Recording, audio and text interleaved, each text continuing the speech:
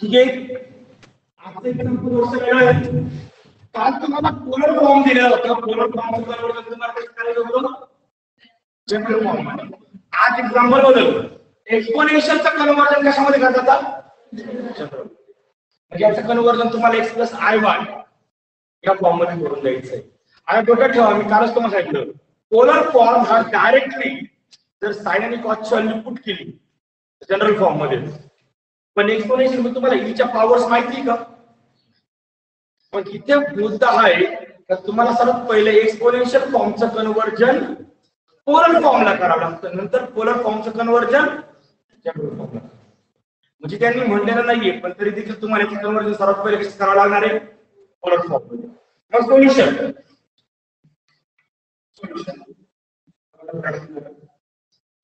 ले z is equal to काय आहे? e raise to π/3 into r. बरोबर आहे. आता हा झाला कोणता form?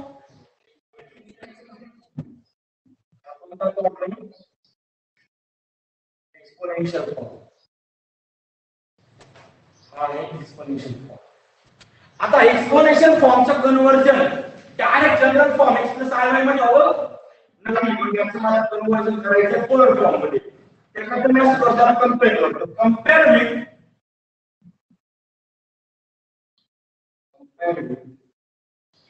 z is equal to exponential फॉर्मचा जनरल फॉर्म काय एक्सपोनेन्शियल मध्ये? एक्सपोनेन्शियल फॉर्मचा formula i * e raise to i theta.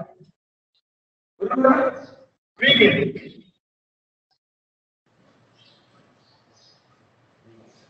आता इथे बघा, e ला मल्टिप्लाय मध्ये काहीच नाही, म्हणजे किती आहे?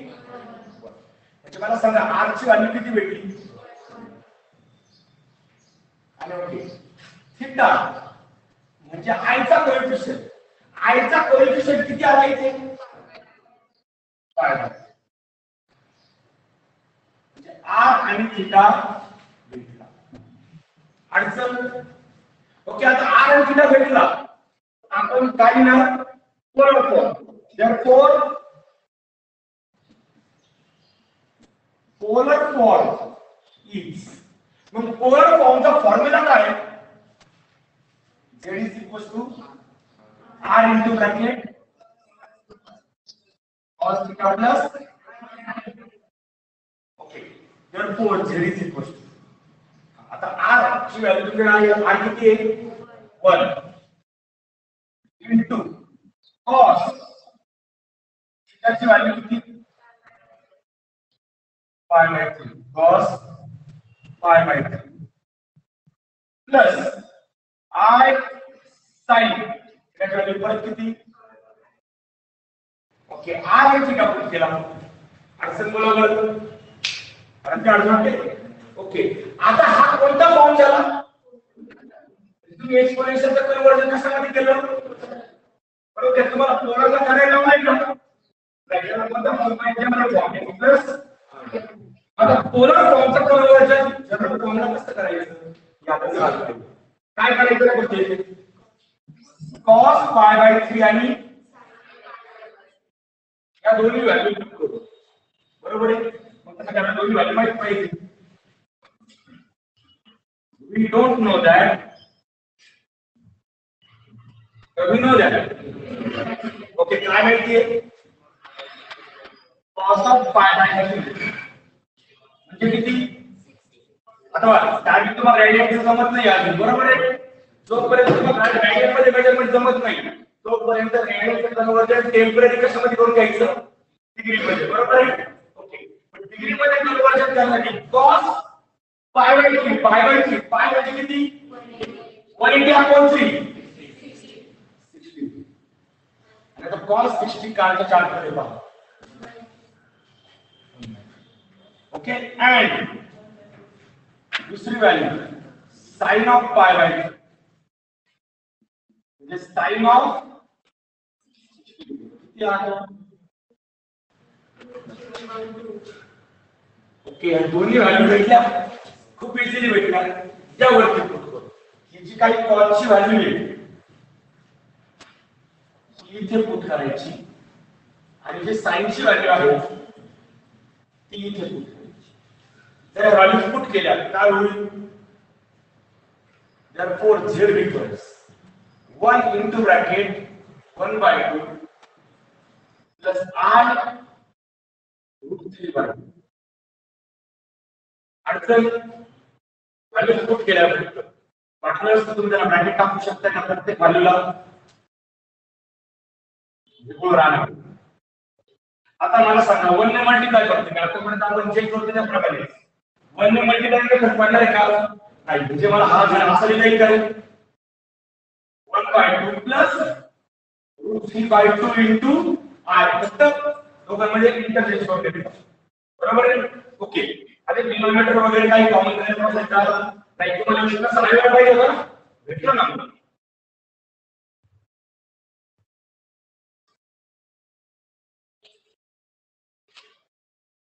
ओके.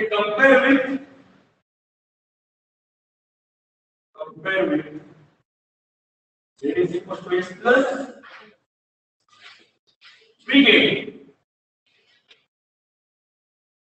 x किती 1 by 2 y किती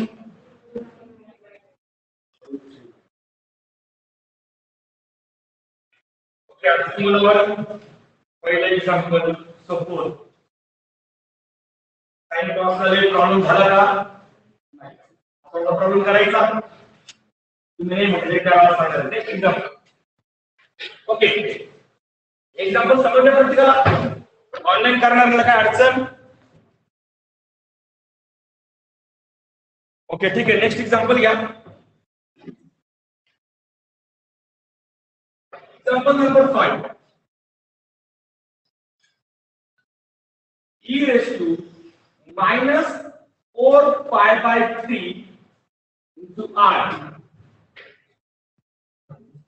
e raised to minus 4 pi by 3 into I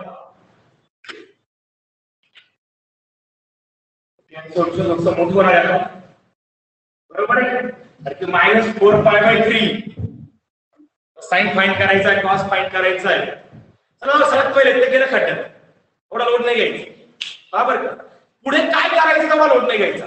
सध्या मेन प्रश्न हा एक्सपोनेन्शियल फॉर्म आहे याचा डायरेक्ट कन्वर्जन जनरल फॉर्म मध्ये होईल होईल का याचा direct conversion x plus i असं फॉर्म मध्ये होईल का नाही. मग सर्वात पहिले तुम्हाला एक्सपोनेन्शियलचं कन्वर्जन कशामध्ये करावं लागेल पोलर फॉर्म मध्ये करण्यासाठी काय करावं लागेल इथं r चे काय काढायचं मग याला z म्हणणार compared with z is equal to r into I theta बरोबर करणार बरोबर आहे e raise to I theta r I theta find करणार जर पोलर फॉर्म बरोबर आहे या बरोबर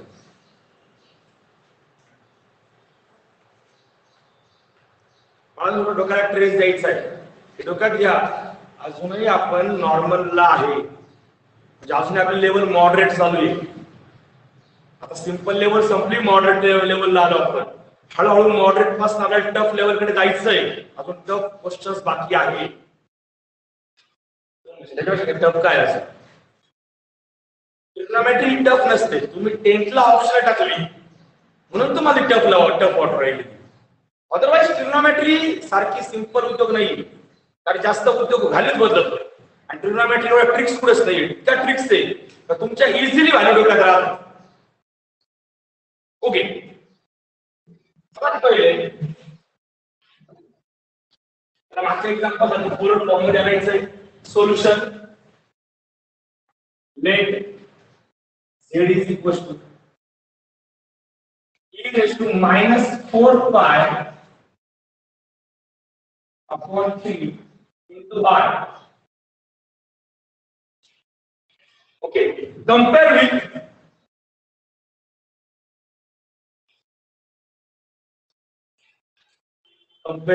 कोणाबरोबर कंपेअर करतात एक्सपोनेन्शियल फॉर्म जनरल एक्सपोनेन्शियलचा formula r z is equal to r into e raised to I theta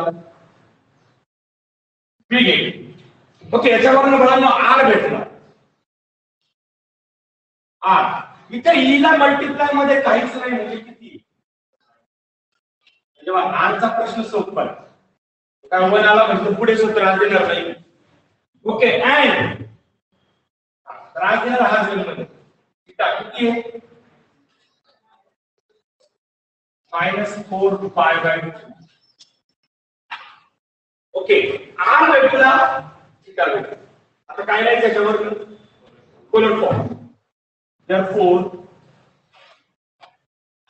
polar form काय इथे पोलर फॉर्म फॉर्म्युला काय पोलर फॉर्मचा it is equal to r into bracket cos theta plus I sin. Okay याच्यामध्ये r आणि theta put करून द्यायचा. therefore it is equal to r a1 into cos of -4π/3 plus I sin -4π/3.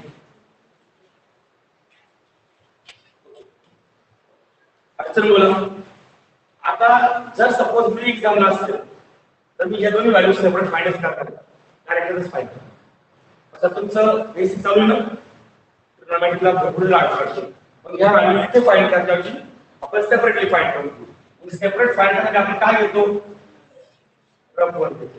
आता आपलं काम एकच आहे ही व्हॅल्यू आणि ही व्हॅल्यू फाइंड करायची तर पुट करायची. पहिली व्हॅल्यू मला कोणती फाइंड करायची आहे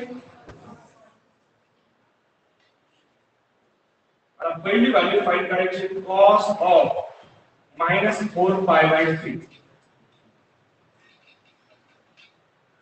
okay cos of negative angle आला बरोबर आहे. cos of डायरेक्ट निगेटिव्ह आहे ना. आता मला सांगा cos हे कोणतं फंक्शन आहे इव्हन फंक्शन बरोबर आहे. तुमचं फंक्शनचं पण लॉजिक डोक्यात राहील कारण हे लॉजिक तुम्हाला आयुष्यभर वापरायचं आहे. हळूहळू तुम्हाला इव्हन फंक्शन कोणतं हे कळायला लागले तुम्हाला लॉजिक असतील. इव्हन फंक्शन म्हटल्यावर डायरेक्टली मायनस आहे ओके मग cos ऑफ मायनस थीटा आहे मायनस थीटा होईल का नाही म्हणजे हा काय होणार cos ऑफ 4π/3. आता मी एकदम डिटेल आहे कारण की आन्सर एवढ्या जागी बस झालं सर कशाला निष्कारण करणं म्हणजे इकडे लागणार आहे लिहायला मग इकडे आज पुढे सिन्स याला लिहिलं सिन्स काय cos of minus theta is equal to कारण cos वरती मायनसचा कोणताही इफेक्ट होत नाही कारण cos हे इव्हन फंक्शन. ओके आता प्रश्न पडला cos ऑफ 4π/3 हा जो अँगल आहे हा कोणत्या सिस्टीम मध्ये रेडियन मध्ये अजून आपल्याला डोकं लागत का डोकं तुमचं रेडियन मध्ये फक्त नाही पण डिग्रीत आला पटकन समजेल हा पुढे स्प्लिट करता येईल. आता मला याला डिग्रीत घ्यायचंय मग डिग्रीत घ्यायचं म्हणजे कसं करावं लागेल याला cos of 4 into फक्त पायची व्हॅल्यू पुट करून द्यायची. पायची व्हॅल्यू किती टाकायची 180 डिग्री अपॉन कारण की पायची व्हॅल्यू किती आहे पाय म्हणजे काय 180. ओके करा सिम्प्लिफाय तुम्हाला 3 1 3 60 डिग्री झाला आणि 4 into 60 डिग्री म्हणजे cos of 4 into 60 किती झाला 240 बरोबर आहे. आता जो अँगल तुम्हाला भेटला हा अँगल कोणाच्या जवळ 180 च्या का 360 च्या आपला स्प्लिट फक्त पुढे करता येतो 180 किंवा 360 ला बरोबर आहे ना. मग हा कोणाच्या जवळ आहे 180 360 पासून भरपूर लांब आहे. मग हा जर 180 च्या जवळ आहे तर मी हा असा स्प्लिट करतो cos of 180 डिग्री प्लस आता बोला आता 180 डिग्री तर रेडियस मध्ये किती आणि हा म्हणजे काय असणार थीटा म्हणजे मला फॉर्म्युला वापरायचा आहे cos of pi plus theta. आता पाय प्लस थीटा म्हणजे कोणता क्वाड्रंट थर्ड क्वाड्रंट. मी पटकन भावला ट्रिक म्हणतो ही ट्रिक मी काही वेळ दिवस बनवत राहणार आहे नंतर ही ट्रिक बनवायची गरज नाही पडत. काही ट्रिक आहे ना ही ट्रिक इतकी क्लिअर होऊन जाते का नंतर ही बनवायची गरज नाही. ट्रिक अशी हा फर्स्ट क्वाड्रंट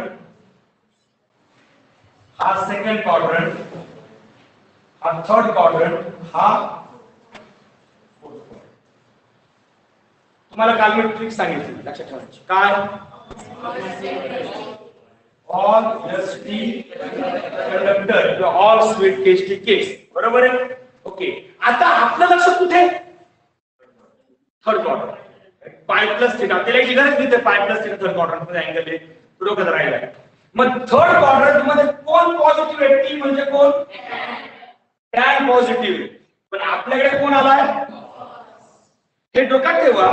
ज्या वेळेस मी क्वाड्रंटल अँगल घेतो तर ही व्हॅल्यू त्या क्वाड्रंटल अँगल वर डिपेंड असते. क्वाड्रंटल अँगल म्हणजे कोणता?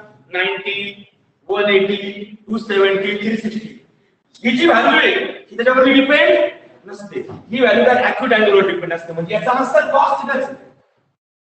Cos theta. फक्त प्रश्न एवढा असतो आपल्याकडे, तर हा पॉझिटिव्ह घ्यायचा का निगेटिव्ह? हे साइन आपण ट्रिक वरून ठरवतो. पण मला सांगा, हा अँगल तर कुठे आलाय? Third quadrant. थर्ड म्हणजे टॅन पॉझिटिव्ह, कॉस कसा? अर्थान बोला. फॉर्म्युला पाठ केला. आता फॉर्म्युला सांगतो काय. इथे जर तुम्ही फॉर्म्युला वापरला ना, तो फॉर्म्युला असा आहे, cos of phi plus theta is equal to minus cos theta. मी पण कधी पाठ नाही केला फॉर्म्युला, ट्रिक वर डायरेक्ट बोलतो की पाय प्लस थिटा इतकं स्पीडली जमलं पाहिजे. हे तुम्ही ट्रिक आहे ना, हे जर तुम्ही डोक्यात ठेवलं तितकंच फास्ट जमतं. Cos of pi plus theta, पाय वर काय डिपेंड नाही, 180 डिपेंड नाही, म्हणजे आन्सर आहे कॉस थिटा, बरोबर आहे. पाय प्लस थिटा म्हणजे कोणता क्वाड्रंट? Third quadrant. थर्ड मध्ये ऑल सिल्वर टी कप म्हणजे टॅन पॉझिटिव्ह, बरोबर आहे. टॅन पॉझिटिव्ह म्हणजे साइन कॉस कसा? निगेटिव्ह, म्हणजे हा आला मायनस. किती वेळ लागला बनवायला फॉर्म्युला? हार्डली 10 ते 15 सेकंद. इतका स्पीड डोक्यात फॉर्म्युला बनवतो. पाठ करण्यापेक्षा फॉर्म्युला बनवलेलं सोपं. पाठ केलेलं कधी घेऊ शकतो. आणि मायनस का प्लस हा बोलतो फॉर्म्युलामध्ये कंटिन्यू असतो. यापेक्षा फॉर्म्युला बनवा. आता बाळांनो, या मायनसचा विषय आपल्याला काहीच नाही. हा मायनस आहे असं. Cos of 60 degree he value तुमच्याकडे आहे चार्ट मध्ये. चेक करा, कॉस 60 किती? 1/2. ही व्हॅल्यू भेटली मला कॉस ऑफ -4π/2.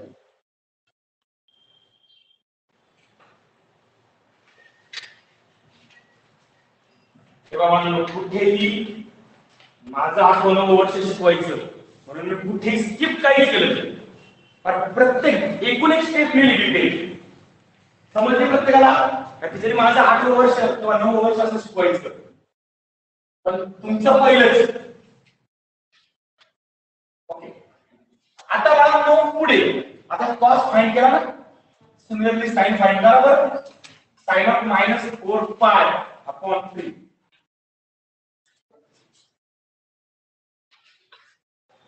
कॉस मी फाइंड करून दाखवला, तुम्ही साइन फाइंड करा.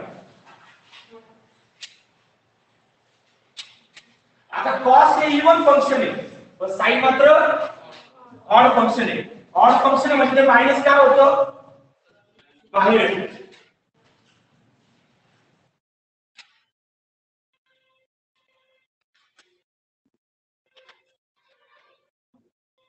ओके, कॉस तुम्ही फाइंड केलाय, साइन तुम्हाला फाइंड करायचं आहे बाळांनो. ट्राय तर करा ना.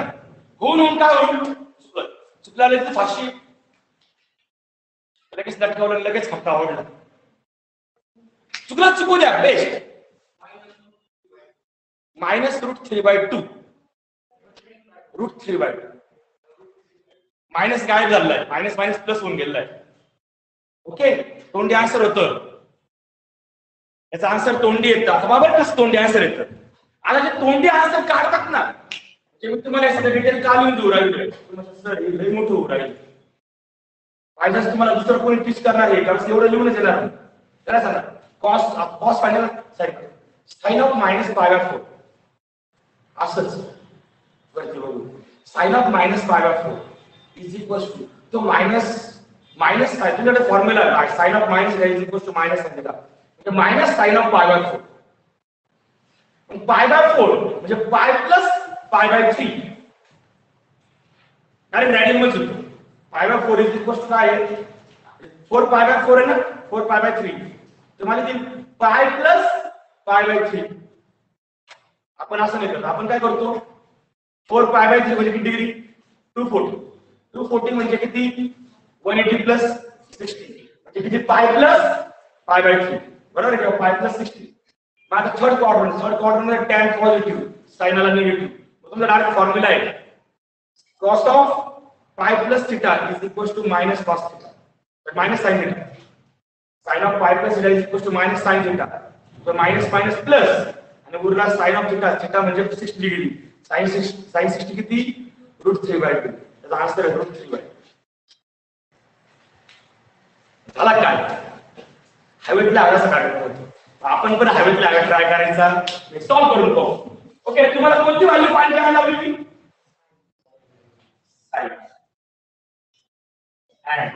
हे हवेतले काय होतं माहिती का ज्यावेळेस तुम्ही याचे खूप सारे एक्झाम्पल भरपूर सॉल्व केले असतील मला व्हॅल्यू फाइंड करायची sin -4π/3 आता बघा मी तुम्हाला फॉर्म्युला सांगतो मी तुम्हाला ट्रिक सांगितलेलं आहे sin हे कोणतं फंक्शन आहे ऑड फंक्शन म्हणजे हा जो मायनस आहे cos वर त्याचा इफेक्ट झाला नाही पण मायनस sin वेळेस ते मायनस बाहेर येणार याला मायनस sin ऑफ 4π/3 सिन्स इथे रिझन लिहा काय sin of minus theta is equal to minus sin theta या रिझनिंग अशा लिहित जा की नंतर तुमचे फॉर्म्युला डोक्यात फिट होतो. ओके आता बघा पुढचा होतो हा 4π/3 मी आता सॉल्व केलेला आहे 4π/3 म्हणजे पाय म्हणजे 180 पुट केल्यानंतर याचा आन्सर किती येतो तेवढा परत सॉल्व करायची गरज हा आला मायनस sin ऑफ 240 डिग्री बरोबर आहे. आता हा जो 240 डिग्री हा मला कसा स्प्लिट करता येईल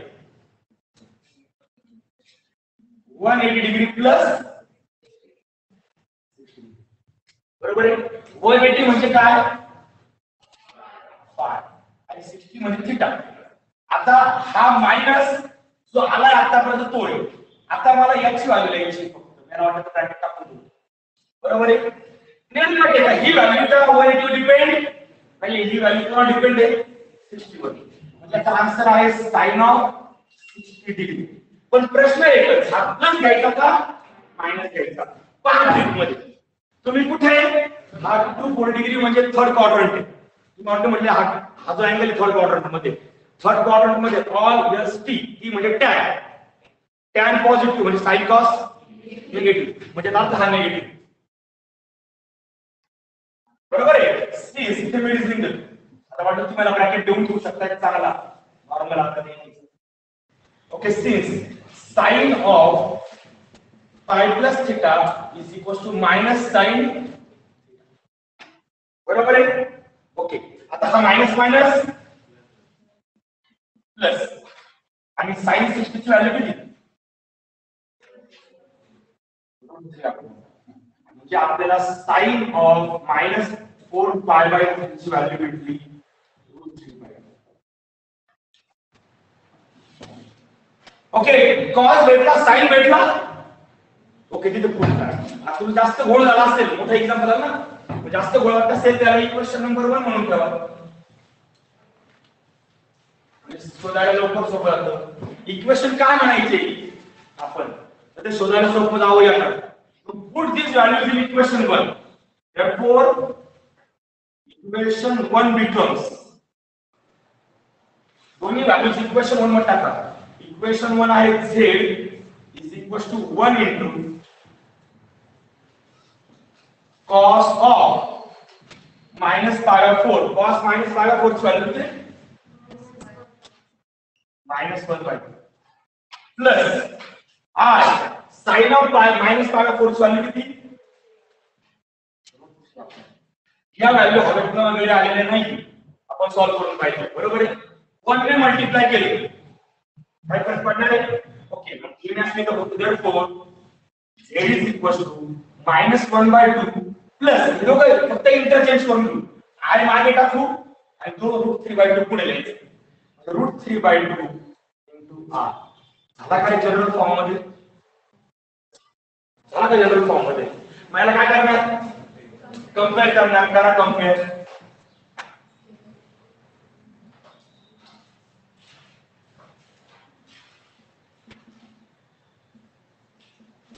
compare with z is equal to x plus i v get काय भेटणार x is equals to -1/2 and y is equals to √3/2.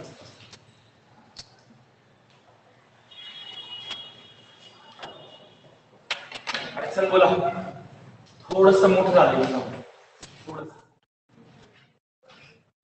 अडचण एक्झाम्पलच्या ओळ किती इकडे बघा 1 2 3 4 5 5 ओळीचा अक्षर आहे फक्त हा ते रफवर सोडून तुम्ही रफवर काउंट करत नव्हते ना यापूर्वी बॅक पेजला करायचं नका काउंट करू 5 ओळीचा आन्सर रफवर काउंट करावं लागेल आता रफ वर्क सुद्धा तेवढंच इम्पॉर्टंट आहे जेवढं इम्पॉर्टंट एक्झाम्पल आहे समजते प्रत्येकाला ओके एक्झाम्पल समजलंय ऑनलाईन करणारे काय अडचण काल आपण हा फॉर्मॅट घेतलेला आहे पण तो इथून घेतला होता इथनं होतं फॉर्म बरोबर आहे आज फक्त आधी एवढं वाढलं आणि हे दोन्ही व्हॅल्यूज मी तुम्हाला प्रॉपर डिटेल फाइंड करून दाखवलेले आहेत बरोबर आहे याच्यापेक्षा दुसरी शॉर्टकट मेथड्स आहे पण त्या कधी ज्यावेळेस तुमच्या याच्या सगळ्या व्हॅल्यूज प्रॉपर क्लिअर झाल्या असतील त्यावेळेस पण जर डिटेल आन्सर घ्यायचं आहे फार एकूण एक स्टेप समजत होती काहीच पाठ नाही करायचंय बस ही आन्सर माझ्यामध्ये तरी अजून तरी ही आन्सर प्रॉपर आहे नंतर तुम्ही ह्या व्हॅल्यूज ओरली फाइंड करायला लागणार कशाच्या आता सांग ना हवेत पर क्वाड्रंट कोण पॉझिटिव्ह कोण निगेटिव्ह ऍक्युरेट अँगल कोणता डायरेक्टली आन्सर पण त्या करता पुढे डिटेल आन्सर समजले पाहिजे तर त्या डायरेक्टली आन्सर समजतंय प्रत्येकाला ओके हे एक्झाम्पल झालं ओके नेक्स्ट एक्झाम्पल घ्या पुस्तकाला मी जर कोणाचं लेक्चर राहिला असेल तर ऑनलाईन करणारे स्क्रीनशॉट काढून घ्या या क्वेश्चनचं last example number 6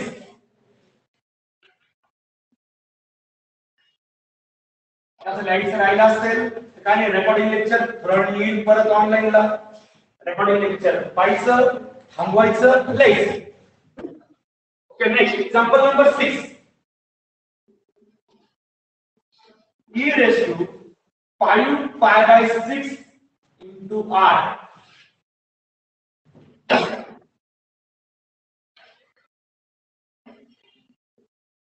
5 pi by 6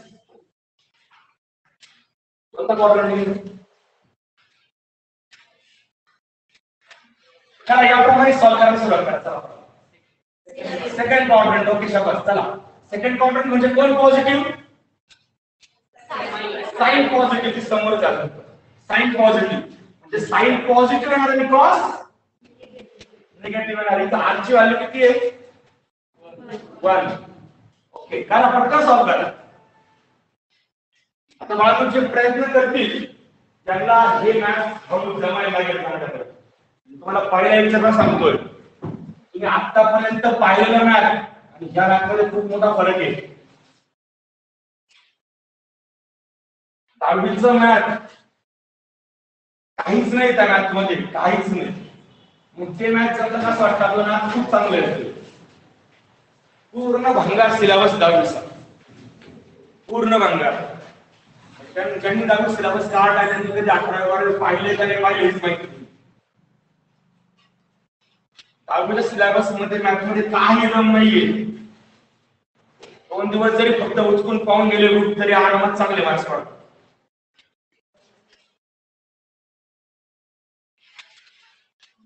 पण जसं 11वी 12वीचं नाही ते कन्सेप्ट टू कन्सेप्ट मॅथमॅटिक्स आहे पूर्ण भरपूर पुढच्या कन्सेप्ट्स आहे सर्वात महत्त्वाचं म्हणजे इथे मॅथ वाचून जमत नाही पाहावाच लागतं तर तुमचे रायटिंग मेरिट बरोबर आहे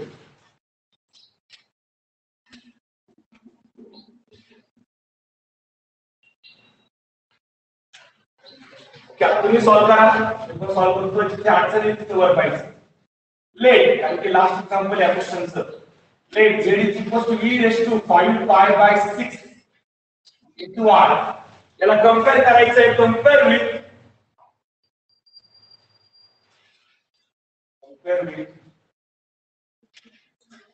Z is equals to R into I theta. We get value of R. R ची व्हॅल्यू किती? मल्टिप्लाय मध्ये काहीच नाही म्हणजे 1 आहे. R is 1 and theta is 5 pi by 6. Therefore, polar form is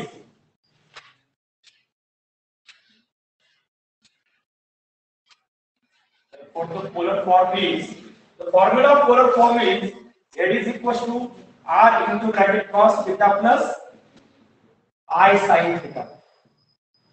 Put the values of R and theta. Therefore, Z is equals to 1 into cos of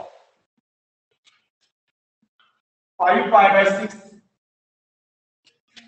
plus I sin 5 pi by 6. Or call this as question number 1. Question number 1. Now to find the values of cos 5 pi by 6 and sin 5 pi by 6 out of 1, we have cos of 5 pi by 6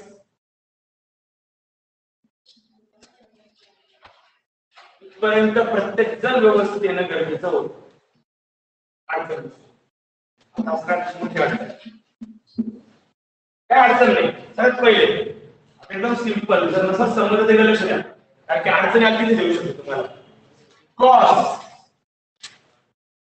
5 into pi म्हणजे किती रे? Upon 6.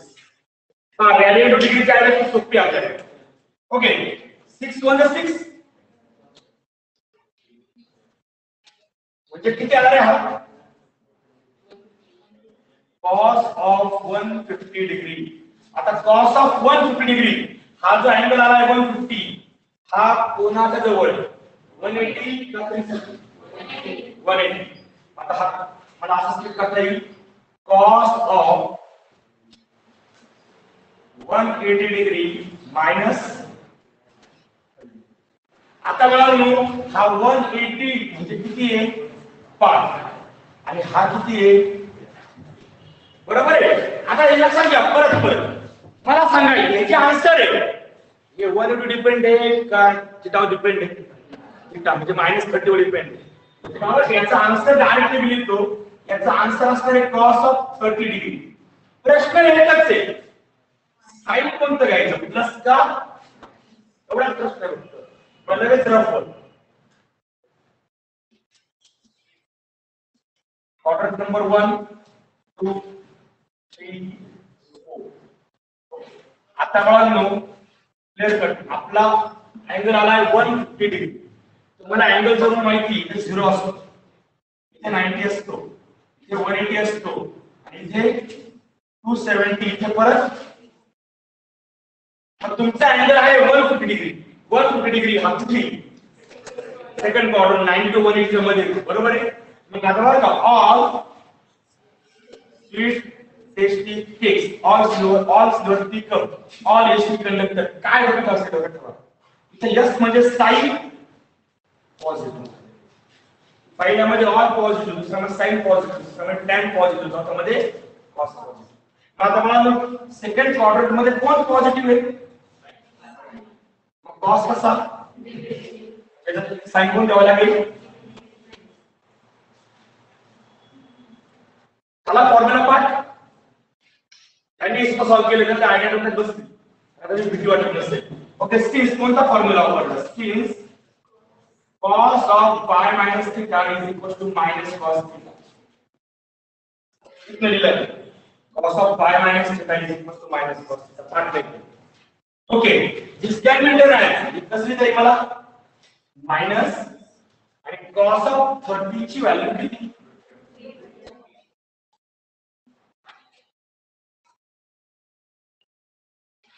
cos of 5 pi by 6. Okay, अडचण बोला बरं या value मध्ये. अरे बाळांनो, या व्हॅल्यू अडचण ट्रिग्नोमेट्रिक आता कोणती व्हॅल्यू इझिली फाइंड करायची आपल्याला, बरोबर आहे. ओके, आता झाला cos फाइंड झाला. पुढे एंड साइन फाइंड करा बरं. साइन 5 पाई बाय 6 म्हणजे हा होणार आहे साइन ऑफ 150 डिग्री. ओके 150 म्हणजे कसं स्प्लिट करणार मी 180 डिग्री मायनस म्हणजेच याचा आन्सर इकडे बाबा 180 म्हणजे किती रे 5 आणि थिटा म्हणजे जो ॲक्युडायला संबंधाचे काम म्हणतो आतापर्यंत. याचा आन्सर थिटावर डिपेंड आहे म्हणजे आन्सर 100% साइन थिटाच आहे. फक्त प्रश्न एवढा की हा पॉझिटिव्ह घ्यायचा आहे का निगेटिव्ह घ्यायचा. आता 150 degree second quad second sine असतो हा आहे पॉझिटिव्ह. पॉझिटिव्ह लिहिलं तर जातो नाही लिहिलं तर जातो ते लिहिलं तेवढं असेल तर तुम्ही ते साइन कसं घेतो. ओके म्हणजे साइन थिटा म्हणजे साइन आणि साइन कर्वीची व्हॅल्यू किती साइन ऑफ 5 पाय बाय 6 याची व्हॅल्यू 1/2. ओके दोन्ही व्हॅल्यूज भेटल्या दोन्ही इक्वेशन मध्ये पुट करा. therefore equation 1 becomes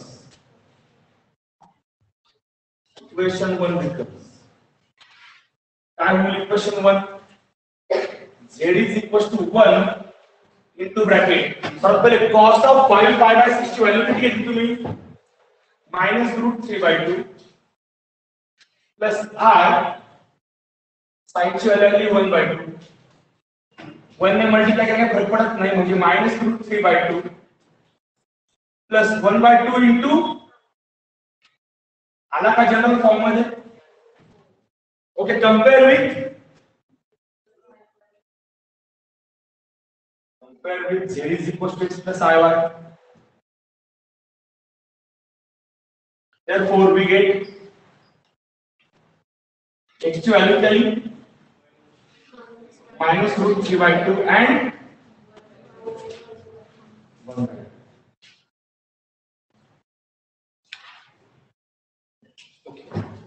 दोन एक्झाम्पल करा पण आजचं मेन काम तेव्हा मी तुम्हाला कधी कोणता होमवर्क देतोय का होमवर्क देत नाहीचं कारण एकच आहे. माझं म्हणणं फक्त एक आहे मी जर याची एवढी एक्झाम्पल तुम्हाला सॉल्व्ह करून देतोय ना याचं कारण एक आहे का तुम्हाला घरी कोणतंही एक्झाम्पल होमवर्क नाही ना तुमचा रोजचा होमवर्क काय असता माहिती का जे एक्झाम्पल आपले झाले ना ते एकदा बिना पाहता फक्त पेजवर सोडवा पाटीवर सोडवा किंवा खराब पेज असतात ना तेवढं सोडून चला पण रोजच्या रोज 5 जे लोक म्हणतात ना ज्ञान पवित्र गंगा वगैरे काय काय काय काय ते उपमा येतात अशी बात नाही. स्टडी ही गटार आहे रोज काढली त्रास देणार जर महिन्यात नाही तर काढायला गेले खूप वाचत हे डोक्यात खूप त्रास देईल. स्टडी रोजच्या रोज केला तर त्रास होत नाही स्टडीचा त्यामुळे ही काय पवित्र गंगा बिंगा नाही साचून ठेवू शकतो समजलं. त्यामुळे रोजच्या रोज स्टडी करायचं आहे. आणि मग आजचं पहिलं काम आज आपले 3 एक्झाम्पल आले हे पहिले जिथे आपण एक्सपोनेन्शियल टू पोलर आणि पोलर टू जनरल कन्वर्जन केले बरोबर आहे. कालचे 3 एक्झाम्पल कोणते होते डायरेक्ट पोलर टू जनरल. आजचे 3 एक्झाम्पल तुम्हाला पाहिजे तर पहिलं एक्झाम्पल खूप सोपं आहे काल पण पहिलं एक्झाम्पल खूप सोपं होतं दुसरा तिसऱ्याला कॅल्क्युलेशन होतं ट्रिक होतं बरोबर आहे. आज पण बाळांनो पहिलं एक्झाम्पल खूप सोपं आहे दुसरा तिसऱ्याला ट्रिक्स बरोबर आहे अरे बरोबर आहे. ओके हे एक्झाम्पल समजलंय काय अडचण जवळ प्रत्येक जण माझ्या पुढे होतं सॉल्व्ह करत भरपूर जणांना माझ्या आधी एक्झाम्पल सॉल्व्ह झालंय म्हणजे हे जे काही ट्रिग्नोमेट्रीची गणना वाटत होती आठवते ना ती आता डोक्याने ती भीती गेली का की आठवल का नाही आठव ना तुम्हाला कन्सेप्ट समजली ना एक्झामला आठव ना आठवत असं काहीच नाही फक्त कन्सेप्ट प्रॉपर समजली पाहिजे काहीच पाठ नाही करायचं 0 रट्टा मारला काय जा रट्टा मारायचा नाही अंडरस्टँड करून घ्यायचं. ओके ठीक आहे पुढचं एक्झाम्पल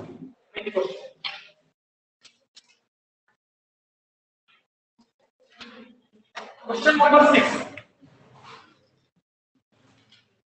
क्वेश्चन नंबर 5 मध्ये 6 एक्झाम्पल्स होते संपले. आता question number 6 question number 6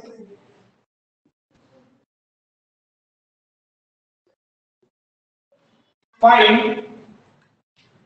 the modulus, find the modulus and argument, find the modulus and argument of the complex number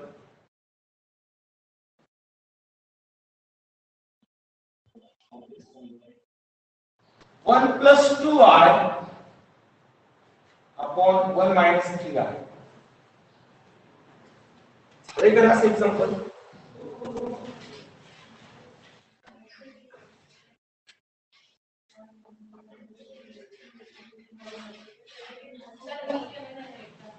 Here the example है. Question number 4 मधलं 5 पोलर फॉर्म आणि exponential form लिहायचा. बरोबर आहे. त्या पोलर फॉर्म आणि exponential form साठी तुम्ही मॉड्युलस म्हणजे r फाइंड केला होता आणि आर्ग्युमेंट म्हणजे थीटा फाइंड केला होता. केला का फाइंड? मग तुम्हाला फक्त 5 मिनिट देतो. 5 मिनिटांमध्ये आन्सर द्यायचा.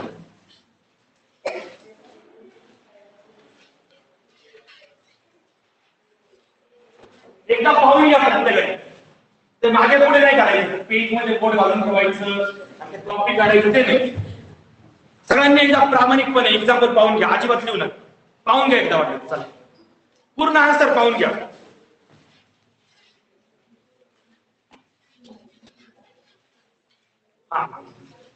एकदा तुमचं आन्सर पाहून झालं कोणाचंच पेज वाचणार नाही.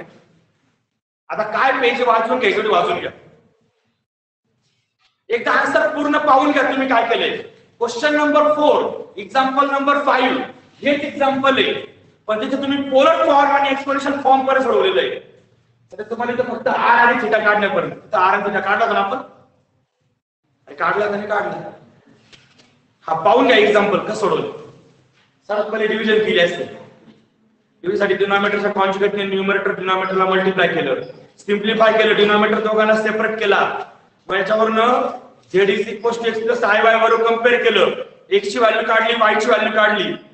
तर मॉड्युलस घेतला. मॉड्युलसचा फॉर्म्युला टाकला. r is equals to under root x square plus y square. Value टाकल्या. मॉड्युलस फाइंड झाला. मग त्यानंतर आर्ग्युमेंट फाइंड केलंय. प्रत्येकाने मला स्वतः सॉल्व्ह करायचं. हे एक्झाम्पल मी सॉल्व्ह करून देणार नाही. दिलेलं एक्झाम्पल आहे.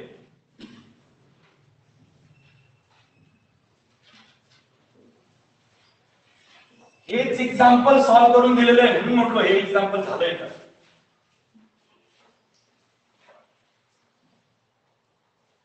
क्वेश्चन नंबर 4 एक्झाम्पल नंबर 5 हेच एक्झाम्पल तुम्ही सॉल्व्ह केलेलं आहे. उलट याच्यात जास्त सॉल्व्ह केलेलं आहे. तर पोलर फॉर्म आणि एक्सपोनेन्शियल फॉर्म दिला होता. तुम्हाला पोलर फॉर्म एक्सपोनेन्शियल फॉर्म नाही लिहायचा आहे. फक्त r आणि थीटा फाइंड करून द्यायचा आहे.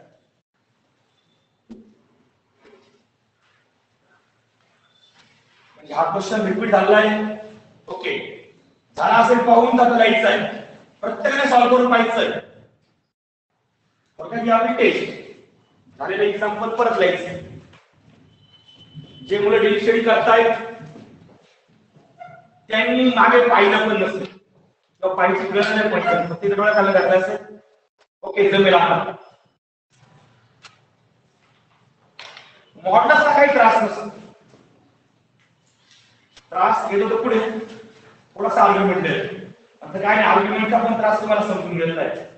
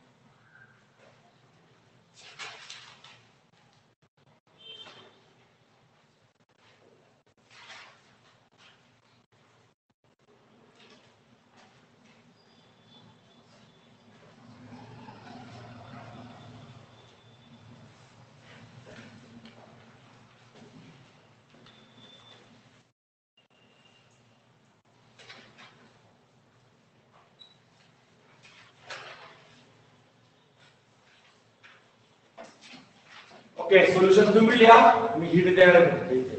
हिंट मध्ये काय काय main step z is equal to पहिली step z is equal to 1 plus 2i upon 1 minus 3i. Division केल्यानंतर z किती आला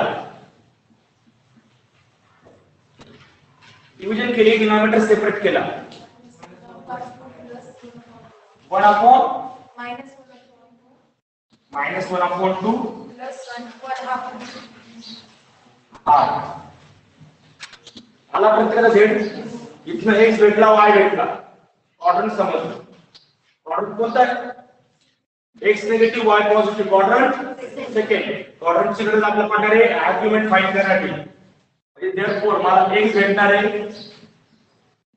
-1/2 आणि y भेटणार आहे 1/2 and therefore lies in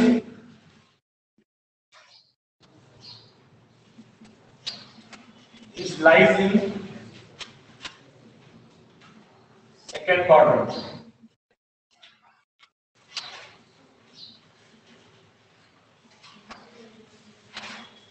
okay याच्यावरनं मॉड्युलस इझिली भेटला मॉड्युलस r व्हॅल्यू भेटणार आहे दोघांच्या स्क्वेअरची ऍडिशन म्हणजे 1/4 + 1/4 म्हणजे आन्सर आलेला आहे 1/√2 हे भेटलं मॉड्युलस. आता हे आन्सर नाही बरं का हिंट आहे इथं पेज क्रमांक सेपरेट टाकले अक्षर हिंट HINT सोल्युशन नाहीये तुम्ही सोल्युशन सॉल्व्ह करायचं पूर्ण मी हिंट देतोय म्हणजे फक्त मधल्या स्टेप सांगतोय and argument साठी फॉर्म्युला आहे tan theta is equal to y upon x इथं आहे -1 मग तुम्ही 1 ची व्हॅल्यू पुट करणार आहे tan theta is equal to minus कसं राहिला tan ची व्हॅल्यू 1 ची व्हॅल्यू पुट करणार tan of pi/4 आता हा कोणता क्वाड्रंट आहे सेकंड क्वाड्रंट म्हणजे इथे येणार tan of theta is equal to tan of pi minus pi/4 second quadrant म्हणजे हा क्रॉस होणार 4 minus pi 3 pi and therefore theta is equal to 3 pi/4 हे आला आर्ग्युमेंट ही आहे आन्सरची hint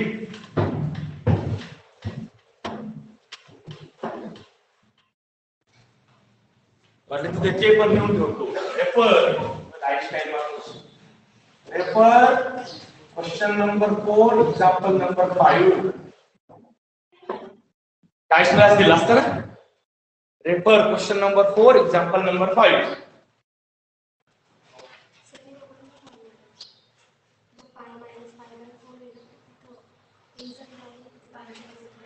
minus tan theta is equal to tan of pi minus theta minus tan theta is equal to tan of pi minus theta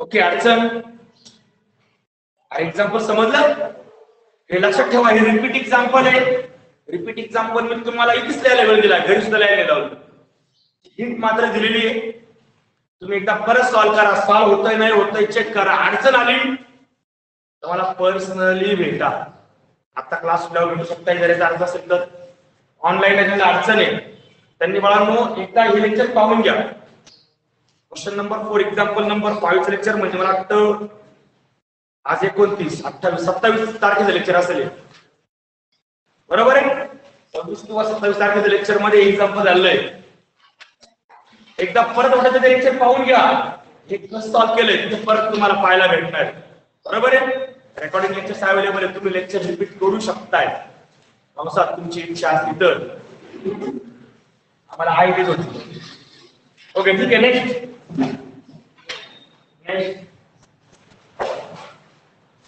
question number 7 question number 7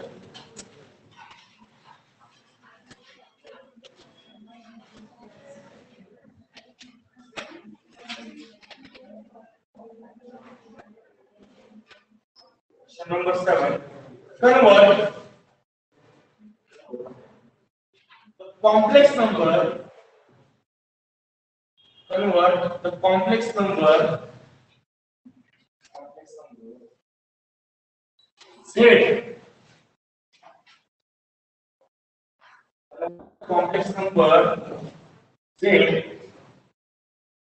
is equal to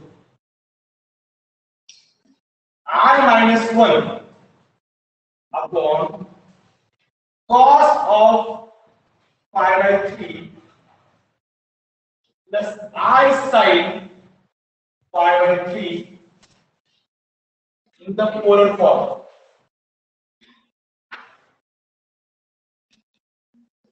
Okay.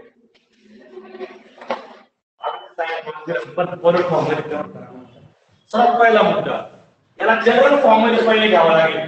हा general form मध्ये आहे का रे? आणि sin cos आलाय पण डिनॉमिनेटरला आहे. Polar form मध्ये पण नाही आहे. वर तुम्हाला जनरल फॉर्म च्या खाली पोलर फॉर्म दिसतोय. मग काय करा सर्वात पहिले याचं कन्वर्जन जनरल मध्ये कसं करणार? cos pi by 3 आणि दोन्ही वर टाकून द्यायचं. तुम्हाला आपला नॉर्मल कॉम्प्लेक्स नंबर भेटेल.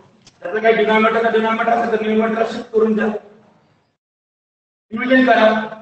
डिव्हिजन करून तुम्ही जरी कोष्टकचे sin y ला एक भेटेल y भेटेल. काढा मॉड्युलस काढा आर्ग्युमेंट. काय मॉड्युलस काढू?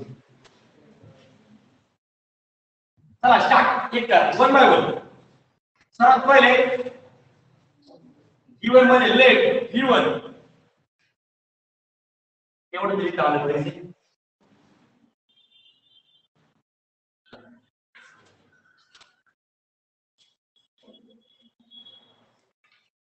सोल्युशन गिवन काय दिलं?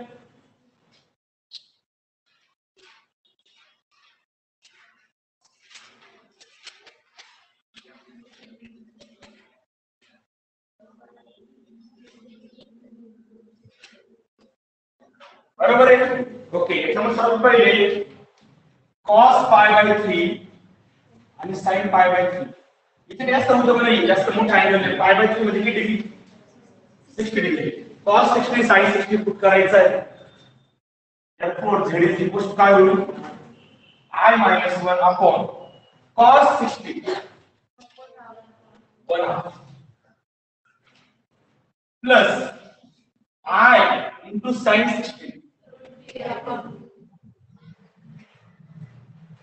since आता बाबाची मधली स्टेप कमी झाली. साईडला दिसून झालं कारण की आपल्याला माहिती cos of pi by 3 म्हणजे cos 60 आहे. त्याची व्हॅल्यू 1 by 2 आहे. आता रेडियन पण डायरेक्ट व्हॅल्यू द्यायला लागला. पहिले आपण रेडियन डिग्री घ्यायचो नंतर व्हॅल्यू द्यायचो.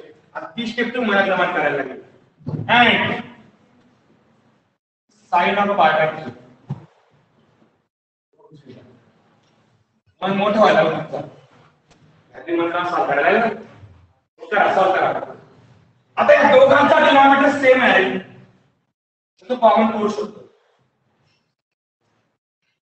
z is equal to I minus 1 upon 1 plus root 3I upon 2.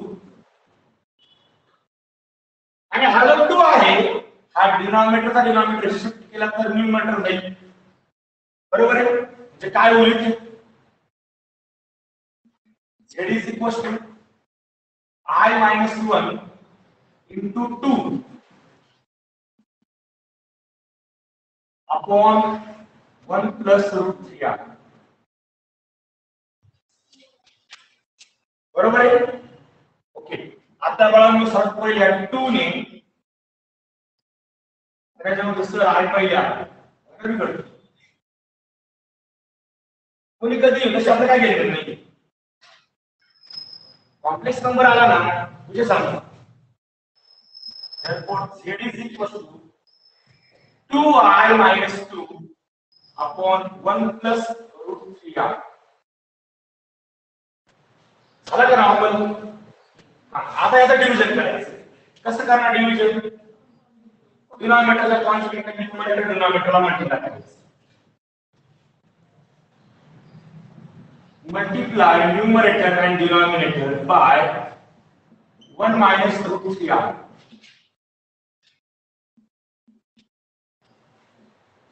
B get प्रत्येक ठिकाणी बी म्हणजे बरं का you know that B get जे मी धरून तुम्ही ओके therefore z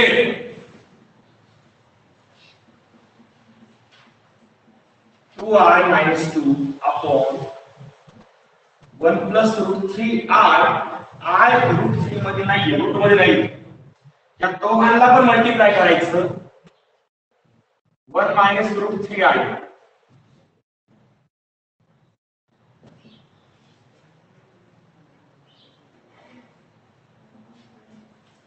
करा न्यूमरेटरला मल्टिप्लिकेशन करा घाबरायचं सर पहिले 1 बाय 1 ने घ्या या 1 ने ह्या दोघांना मल्टिप्लाय करा काय होईल z 1 ने दोघांना मल्टिप्लाय केलं 2i minus 2 बरोबर आहे ओके आता हा -3i आहे याने सुद्धा या दोघांना मल्टिप्लाय काय होईल -2 root 3 I square minus plus 2 root 3i बरोबर केलं का multiplication yes sir okay upon इथे या 1 ने सर्वात पहिले या दोघांना मल्टिप्लाय करा म्हणजे काय होईल 1 plus root 3i नंतर ह्या minus root 3i ने या दोघांना मल्टिप्लाय करायचं काय होईल minus root 3i plus minus root 3 into root 3 i into I square बरोबर आहे अर्थात ट्रिग्नोमेट्रीला हा यस I square ची व्हॅल्यू मायनस I square ची व्हॅल्यू मायनस दाखवलं therefore z is equal हा 2i हा ते कसं करतो 2i -2 minus 2 root 3 into -1 I square ची value -1 plus 2 root 3i upon 1 minus 3 into I square ची value 6 I square is equal to -1 अडचण ओके therefore 8 सगळ्यात पहिले हा मायनस मायनस काय होऊन जाईल हा ओके या दोघांना मी कंबाईन करतो -2 minus plus 2 root 3 प्लस या दोन टर्म मधनं I कॉमन घ्यायचा ना 2 plus root 3 into R बरोबर का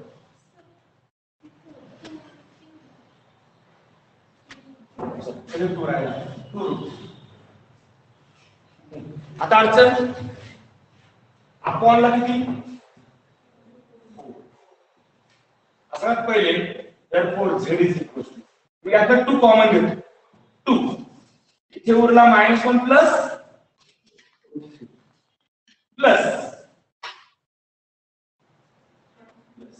इथनं पण 2 कॉमन घेतो इथे तुला काही नाही मल्टिप्लाय म्हणजे 1 आहे 1 प्लस r आणि हा जो 4 आहे हा 4 दोघांना सेपरेट डिवाइडेड होता अपॉन 4 अपॉन 4 बरोबर 2 1 2 therefore z किती भेटला -1 plus root 3 upon 2 plus 1 plus root 3 upon 2 into r हा भेटला तसा z काहीच पुढे सिम्प्लिफाय नाही होत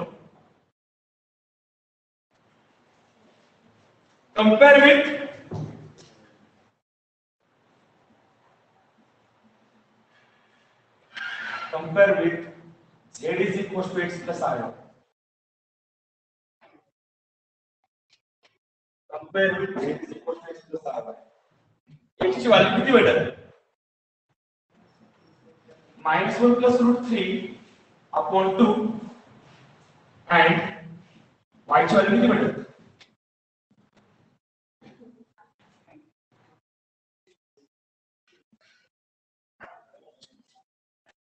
x आणि y भेटला ऑर्डर सांगा रे